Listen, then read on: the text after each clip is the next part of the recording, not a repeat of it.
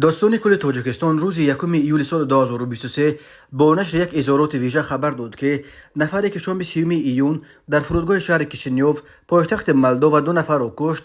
اشوروف رستم کریموویچ سال تولدش 1980 ساکن شهر دوشنبه بوده. در ربودن شهرت اسمت اللهیف معاون رئیس آریون بانک دست داشت و میخواست از طریق مولداوا به اروپا فرار کند.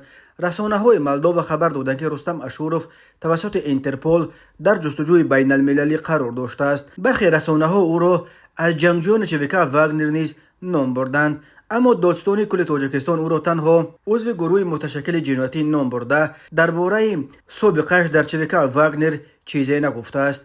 به گفته دادستانی شهرت اسمت اللهیف شب 23 ایون سال 2023 ساعت 22:10 در کوچه زکریای روزی شهر دوشنبه از جانب گروه متشکل جنایتی ربوده شد. با گذشت بیش از یک هفته تا حال یگان از این بانکدار معروف را پیدا نکردند. کمیته حالات فوق‌العاده خبر داد که نژاددهندگان این نهاد از اسمت اللهیف و استاد نیز ناپدید شده دانشگاه تجارت اسماعیل جان رحمانوف را چند روز باز در دریای زرافشان جستجو دارند. دادستانی کل تاجیکستان گفت در رفت تفتیش پرونده ربوده شدن شهرت اسمت اللهیف معین کرده شد که یکی از اعضای گروه متشکل جنایتی شهروند جمهوری تاجیکستان اشوروف رستم کریموویچ سال تولدش 1980 استقامت کننده شهر دوشنبه بوده.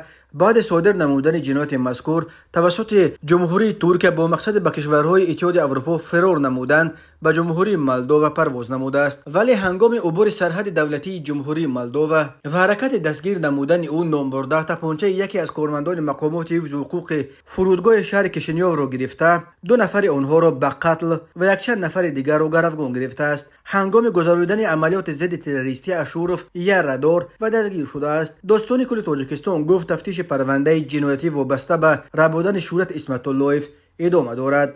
مقامات مولداوا قبلا خبر دادند که یک مرد 43 ساله که از ترک به کیشینیوف آمده بود در خط مرز فرودگاه شناسنامه تاجیکستان را نشان داد. بعد به سبب‌های امنیتی رد شدن درخواست ورودش به مولداوا تفنگچه یک افسر مرزبانی را کشیده گرفته. این افسر و یک خادم خدمات امنیت فرودگاه را پرانده جا به جا کشته است. نیروهای ویژه مولداوا به جای حادثه آمده تیرانداز را زخمی و دستگیر کردند.